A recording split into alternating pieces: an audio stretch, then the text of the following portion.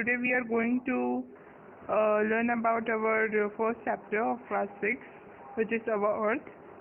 We had completed the half part of it, and today we are going to study about the remaining part, which is this. Okay, so today we are going to learn about what is the solar system and its constituent. Okay,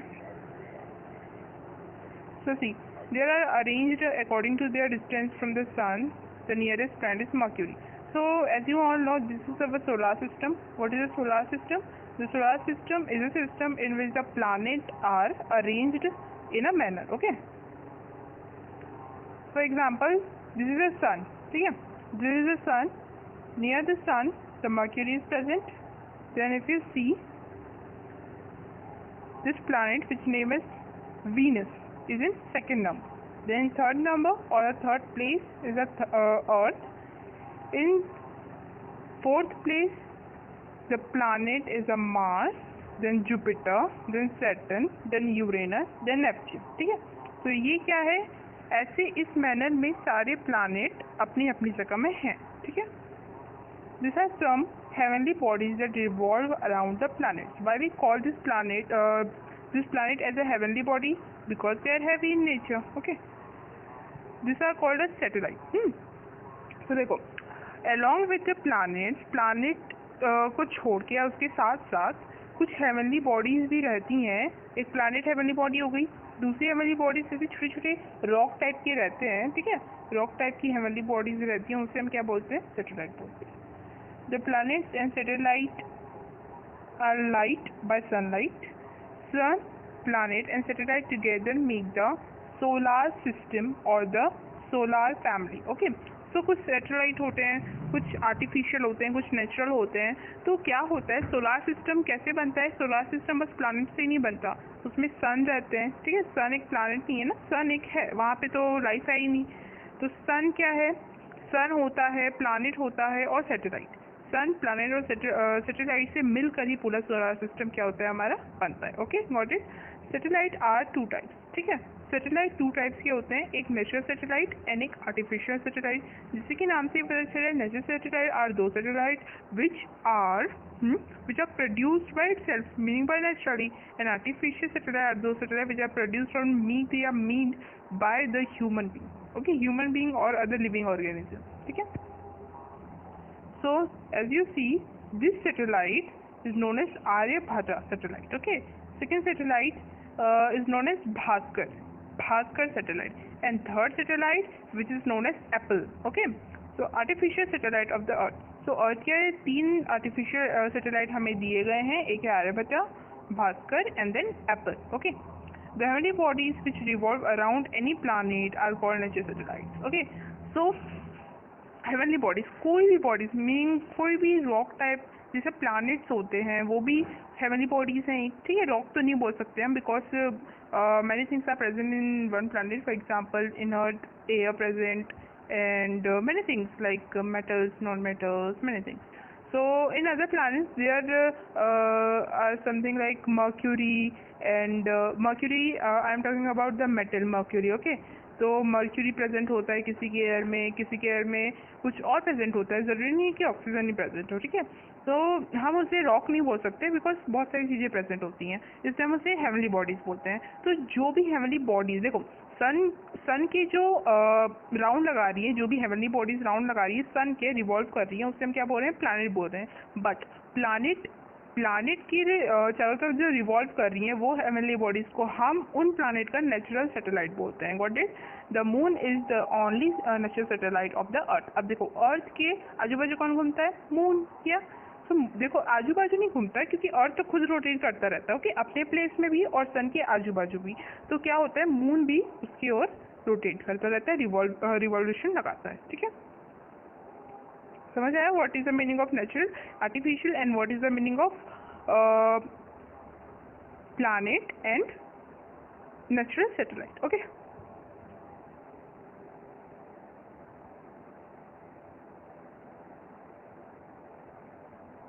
okay. So any man-made celestial body that revolve around the planet and are sent into space with the help of rockets called artificial satellite. Okay, so here is a systematic definition of artificial satellite. So any man-made celestial body जो भी human के द्वारा या living organism के द्वारा बनाई गई है, that revolve around the planet, जो कि प्लानेट के आजू बाजू घूम रही है, meaning for example earth, and are send into the space. ठीक है, स्पेस में भेजा जा रहा है, किसकी हेल्प से? रॉकेट की हेल्प से भेजा जाता है, are called a artificial satellite. Okay, got it. Then second is, this artificial satellite serve various purpose such as telecommunication, weather forecasting and gathering of information regarding the geography of earth. ठीक है, तो हम क्या करते हैं? Satellite को भेज के हम अर्थ की इंफॉर्मेशन निकालते हैं. फॉर एग्जांपल अर्थ में क्या क्या हो रहा है, ठीक है, ओशन का पानी का लेवल कितना है, कितने जंगल हैं, तो जियोग्राफिकल लेवल पे अर्थ का क्या करते हैं? सैटेलाइट हेल्प करते हैं हमें जानने के लिए. ठीक है, टेलीकम्युनिकेशन क्या होता है? फॉर एग्जांपल हम टेलीविजन देख रहे हैं, ठीक है, टेलीविजन में नेटवर्क कैसे होता है? नेटवर्क सैटेलाइट से ही पकड़ता है. And we also uses a telephone and uses a mobile phone. ठीक है, तो मोबाइल फ़ोन पे बात करते हैं हम, इतने लॉन्ग डिस्टेंस पे बात करते हैं, तो वो भी सैटेलाइट से ही होता है. ठीक है, वेदर फॉरकास्टिंग, बहुत सारे न्यूज़ में आपने देखे होंगे कि आज की न्यूज़ में कल के बारे में बता देता है कि क्या होने वाला है. तो ये कैसे बताते हैं? वो सैटेलाइट से पहले पता लगाते हैं कि क्या जियोग्राफिकल कंडीशन है अर्थ की, फिर उसके हिसाब से स्टैटिस्टिक्स से निकाल देते हैं कि क्या होने वाला है कल का वेदर. ठीक है, ये सब होता है, इससे सैटेलाइट को भेजा जाता है ऊपर. Okay, then answer of this, what is the planet, which is the planet nearest to the sun. ठीक है, सन के पास वाला प्लैनेट कौन सा होता है? I think Mercury is the right answer, but आपको बताना है एक्चुअली में आंसर, तो मुझे yes Mercury is the right answer. ठीक है, which is the planet farthest from the sun. ठीक है, प्लूटो को नहीं गिनेंगे बिकॉज वो तो अब डिस्ट्रॉय हो चुका है. तो सबसे दूर कौन सा है? ठीक है, सन से, ये आप बताओगे. With respect to the distance from the sun, what is the position of earth. अच्छा, तो सन के रिस्पेक्ट में देखें, मतलब सन को हम अगर रेफरेंस पॉइंट मानते हैं तो अर्थ की पोजीशन कहाँ होगी. ठीक है, which is the planet nearest to the earth. Earth से नियरेस्ट प्लैनेट कौन सा है? Name the natural satellite of the earth. तो ये सब हम डिस्कस कर चुके हैं. Okay, basic need of life on earth. ठीक है, तो अर्थ में लाइफ जीने के लिए क्या चाहिए? सो जैसे बोलते हैं रोटी कपड़ा मकान, तो उसी के हिसाब से हमें चाहिए होता है, जैसे फूड वाटर एयर. ओके, अभी रोटी तो है ही, कपड़ा को दूर रख दो अभी, एंड मकान भी दूर रख दो. ठीक है, तो हम अगर साइंस में पढ़े तो फूड वाटर एयर ये तो हमें चाहिए खाने के लिए, पीने के लिए और सांस लेने के लिए. ओके, तो इसमें कुछ दिया है, ये आई थिंक आपको खुद ही पढ़ लेना चाहिए. नहीं, चलो पढ़ ही रहते हैं. या all living beings do work, yes we know. Everyone require energy to do work, yes we also know. The living beings obtain energy from the food they. ठीक है, तो लिविंग ऑर्गेनिज्म को कहाँ से एनर्जी मिलती है? हम खाना खाएंगे, हमको एनर्जी मिलेगी. Why do you feel hungry on returning home after playing. जब तुम खेल के आते हो तुम्हें भूख तो लगती होगी. The energy of our body tends to decrease after playing in order to retrieve and receive back the lost energy. Food is necessary. Human beings and animals obtain their food from the plants, plant materials, and animals. But green plants manufacture their own food with the help of CO2, H2O and sunlight. तो यहाँ पे क्या बताया जा रहा है कि हमें खाने की बहुत ज़रूरत है, बिकॉज जब भी हम खेलने जाते हैं कोई भी वर्क करते हैं तो उसके लिए हमें एनर्जी चाहिए, और एनर्जी चाहिए तो एनर्जी तो खत्म हो जाती है अगर हम वर्क करते हैं तो खाना खाने से हमें एनर्जी मिलती है. लेकिन हम क्या है? हम हेट्रोट्रॉफिक ऑर्गेनिज्म है. हेट्रोट्रॉफिक ऑर्गेनिज्म मतलब जो अपना खाना खुद से बना ही नहीं सकते. अब ऐसा मत बोलना कि हम तो अपने किचन में खाना बनाते हैं, ये नहीं. क्या तुम अपनी बॉडी से खाना बनाते हो? नहीं, तुम अपनी बॉडी से खाना नहीं बनाते हो. कहाँ से खाना लेते हो? जो वेजिटेरियन होते हैं उन लोग ग्रीन प्लांट से खाना लेते हैं, जो नॉन वेजिटेरियन होते हैं वो green plant along with animals से लेते हैं, है ना. तो हम दूसरे एनिमल्स, दूसरे ऑर्गेनिज्म के ऊपर डिपेंडेंट है. ठीक है, तो हम अपना खाना खुद से नहीं बना सकते. ठीक है, अब किचन में जाके तुम बना सकते हो, बट जो मेन थिंग है, जो तुम्हारे रॉ मटेरियल्स होते हैं वो तुम अपने से नहीं बना सकते. Okay, water is necessary for existence. Green plants and all animals is addition to food also require water for their survival. मैं एक और चीज़ आपको बताना था मुझे कि जो प्लांट होता है वो फोटोसिंथेसिस की प्रोसेस से अपना खाना बनाता है. किसी चीज़ के प्रेजेंस में वो देखो, अगर प्लांट को अपना खाना बनाना है तो उसको 3 मेन चीज़ें चाहिए रहती हैं. CO2 which is called a carbon dioxide, H2O which is called a water, and ATP no sunlight. Okay, sunlight is a form of energy, but we don't call it as ATP. ATP energy होती है and sunlight क्या है, वो light energy होती है. Okay, water is necessary for existence. या water जीने के लिए बहुत जरूरी है. Green plant and all animals is addition to food also require water for the survival. ठीक है, ग्रीन प्लांट्स और हम लोग को भी वाटर चाहिए होता है. अगर ग्रीन प्लांट्स को वाटर नहीं मिलेगा तो वो खाना नहीं बना पाएंगे, और हमें नहीं मिलेगा तो हम जी नहीं पाएंगे.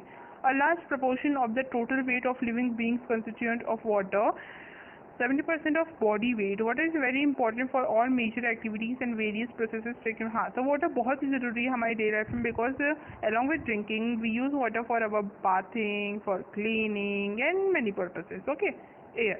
ठीक है. Apart from food and water being the necessities, living being also required for survival. You must have noticed from your experience that while being in water, one cannot stay in water for a long time. Similarly, one can experience breathless when completely covered with a blanket. Living being take in O2 from the surrounding air. ठीक है, तो क्या बोलना चाह रहे हैं यहाँ पे, जैसे आपको फूड और वाटर एक दो दिन के लिए नहीं मिलेगा तो चलेगा, बट अगर एयर 3 से 4 सेकेंड के लिए भी आपको नहीं मिली, फॉर एग्जाम्पल अगर एयर एकदम अचानक से गायब हो गई, ओके, तो आप 3-4 सेकंड रह लोगे, पर फिर क्या होगा, आपको घुटन होगा, सफोकेशन होगा. और अगर O2 जो ऑक्सीजन हम लेते हैं एयर से, तो फिर वो तुम नहीं ले पाओगे और तुम डेड, है ना. समझ आया? ठीक है, नेसेसिटी. अभी यहाँ पे कुछ एक्टिविटी दी गई है. टेस्ट ट्यूब लिया है, टेस्ट ट्यूब होल्डर लिया है, वाटर लिया है, कैंडल लिया है, बर्नर लिया है, मैस्टिक लिया है. अब प्रोसीजर देख लेते हैं. Fill half of the test tube with the water. ठीक है, मैं आपको समझा देती हूँ. एक टेस्ट ट्यूब लेना है, उसमें पानी डालना है और आधा 50 और जैसे 100 होता है ना, तो 50 तक आपको भर लेना है. Hold the test tube with the test tube holder and heat the test tube. ठीक है, टेस्ट ट्यूब होल्डर क्या है, पकड़ने का, जैसे चिमटा टाइप रहता है, उसी से आपको पकड़ना है, देन हीट अप करना है उसको.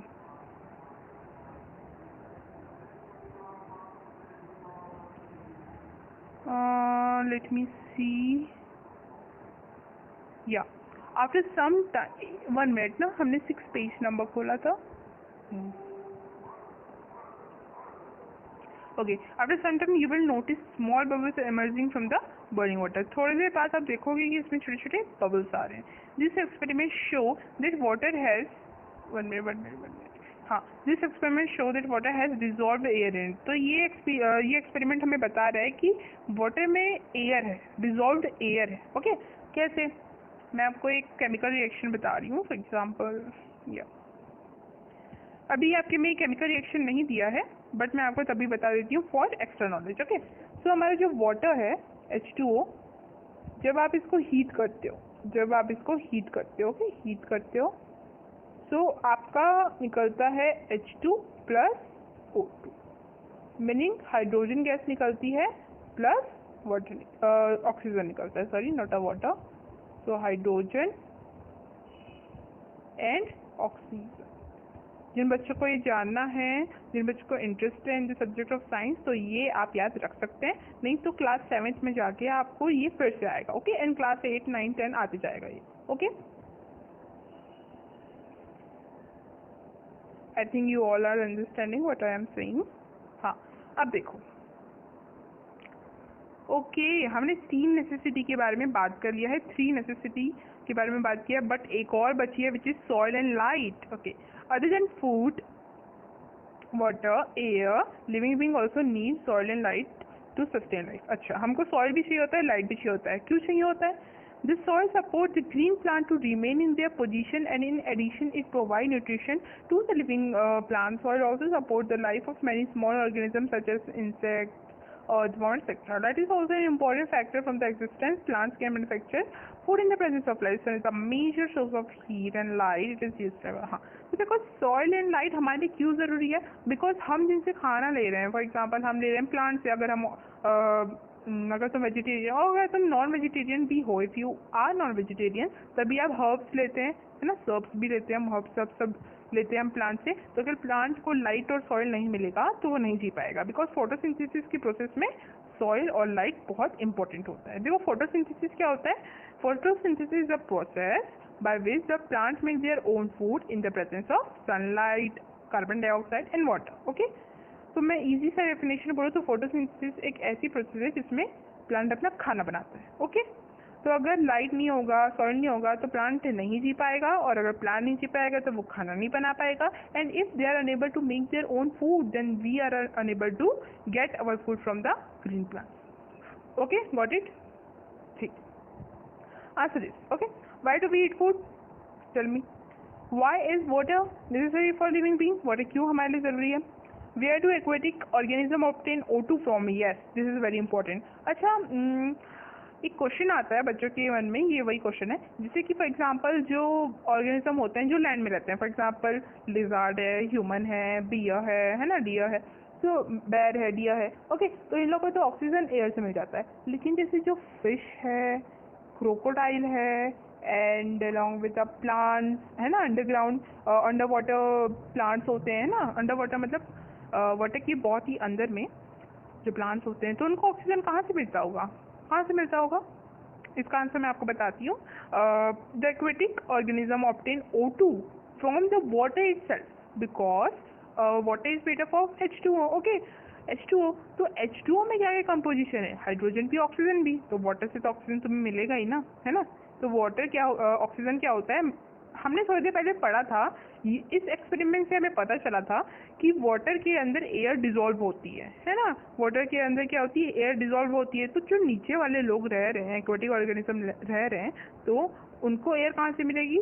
उनको ऑक्सीजन कहाँ से मिलेगा? वाटर का डिजोल्व ऑक्सीजन उन्हें मिलता है। लेकिन एक पॉइंट ये है कि उन्हें ना लेस अमाउंट ऑफ ऑक्सीजन मिलता है। ओके, बिकॉज देखो वाटर में तो एक वो डिजॉल्व है, अब उसको बाहर निकलने के लिए स्ट्रगल लगता है, फिर पहुंचने के लिए स्ट्रगल लगता है, इससे थोड़ा कम हो जाता है ऑक्सीजन। बट बाहर में क्या है? बस हमारे तक पहुंचना है, उससे कहीं डिजॉल्व नहीं है, वो हर तरफ है ना। समझ आ रहा है आपको? ठीक है। How does soil help green plant? अब सॉइल क्या करता है ग्रीन प्लांट को, है ना? ग्रीन प्लांट्स की क्या मदद करता है? ओके, ये आपको बताना है। The earth is a unique planet of the solar system. Yes, Earth बहुत ही यूनिक है. Why it is unique? Let us discuss.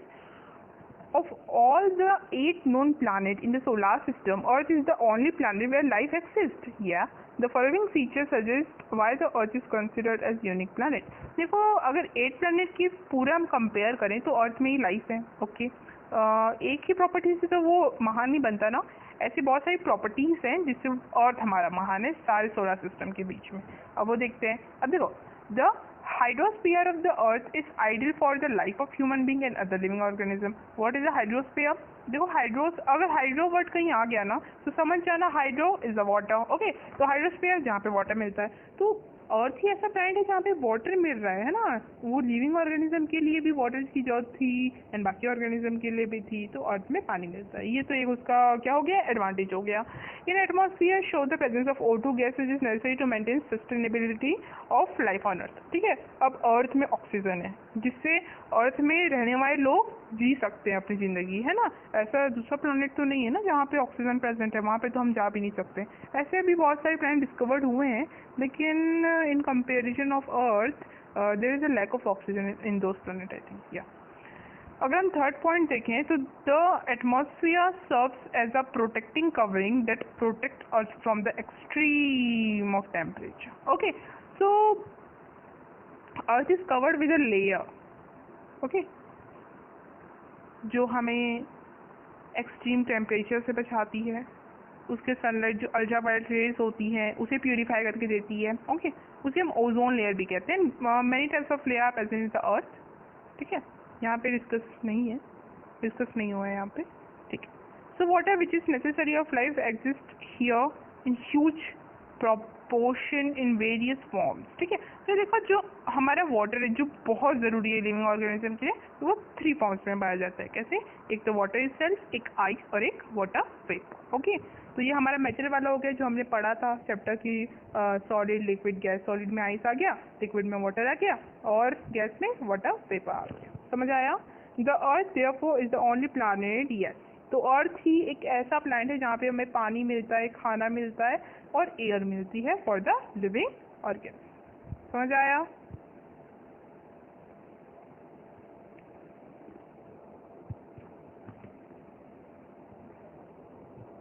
Okay, तो यहाँ पे कुछ पॉइंट्स हैं, इन पॉइंट्स को आप पढ़ना. ये लेसन को क्या समराइज करने के लिए पॉइंट्स है.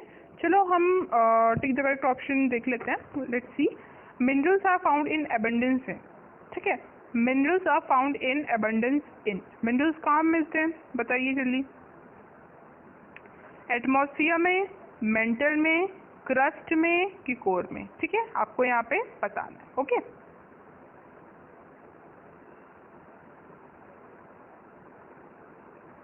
ठीक है, तो इसका आंसर आप बताओगे। If in case you didn't know then इसका आंसर होगा क्रस्ट। ओके, क्रस्ट में क्या होते हैं, मिनरल्स पाए जाते हैं। Gas necessary for respiration is, respiration के लिए गैस, रिस्पिरेशन मतलब for taking air, for taking air, तो रिस्पिरेशन के लिए कौन सी गैस जरूरी होती है, रिस्पिरेशन किस में होता है, ह्यूमन बींग्स में होता है ना, ह्यूमन बींग्स में होता है, अदर ऑर्गेनिज्म में भी होता है। सो gas necessary for respiration, respiration के लिए कौन सी गैस जरूरी होती है, ऑक्सीजन, बिकॉज ह्यूमन बींग तो ऑक्सीजन ही लेता है, नॉट अ एयर। एयर यहाँ पे हम लोग टिकिस्टल नहीं लगा रहे हैं, बिकॉज एयर में ऑक्सीजन के साथ साथ nitrogen, water vapour and many of the gases like organ बहुत सारी प्रेजेंट होती है, बट ह्यूमन बींग को बस ऑक्सीजन चाहिए होता है। ओके, चलो ठीक है, अब यहाँ पे है, ओह सॉरी, थर्ड है हमारा, which of the following is not a planet, कौन सा प्लैनेट नहीं है, Venus, Mercury, Saturn, moon, moon नहीं है because it is a natural satellite of the earth, है ना। In the solar system the earth is located between which of the planet, इसका answer आप खुद दोगे। ओके, फिर in the blank, the innermost portion of earth is known as, जो innermost portion होता है उसे हम क्या बोलते हैं, क्रस्ट, मेंटल, कोर, कोर बोलते हैं, ठीक है। Blank is the only planet of the solar system where life exists. Yeah, it is obviously a Earth. Blank gas present in the air used by living organism for breathing. It is a oxygen. Green plant use blank gas for the manufacture of their food. कौन कौन सी gas use करते हैं, CO2 and what, CO2 बस, बाकी तो water use करते हैं ना। Insect is an blank satellite of the Earth. इसका आंसर खुद दीजिए कि insect कौन सा सैटेलाइट था, first, second, third, fourth. State whether the following statement are true or false. ठीक है, the sun is a star, is sun is a star? I don't think so. इसका आंसर आप डिस्कवर ढूंढ के लाना। Okay, moon is the natural satellite of the earth. True. Air is a soluble in water. True. The sun revolve around the earth. False. क्यों? Because the earth revolve around the sun. Okay. In the core, solid iron, nickel, metal are found. Core में क्या पाए जाते हैं ये solid iron, निकल, copper, ये सब नहीं, बिकॉज मिनरल तो हमारे क्रस्ट में पाए जा रहे थे ना। देखो मिनरल्स हमारे कहाँ पाए जा रहे थे, क्रस्ट में पाए जा रहे हैं। देखिए, या let me see, yes, the uppermost layer of earth where soil, minerals, है ना, ये सब होते हैं। ठीक है, समझ आया। और क्वेश्चन आपको भेज दिए गए हैं, इसके नोट्स बना के आप जल्दी से अपने एग्जाम की तैयारी कीजिए। ओके, मैं जो फॉलोइंग भी देख लेते हैं यहाँ पे। हाँ देखो, सैटेलाइट क्या है इनमें से, सैटेलाइट है हमारा moon. Middle layer of earth कौन सी है, हमारी mantle. Air taken during respiration और breathing, oxygen. The nearest planet to sun, Mercury. Nearest planet to earth, what, Mars.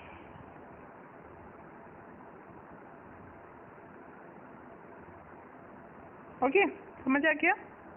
So thank you students, जितना भी आज मैंने पढ़ाया है उसे अच्छे से पढ़िएगा। ये सेकंड चैप्टर आज हम फर्स्ट चैप्टर आज हमने कंप्लीट कर लिया है, इसे अच्छे से देख लीजिएगा रिपीट करके।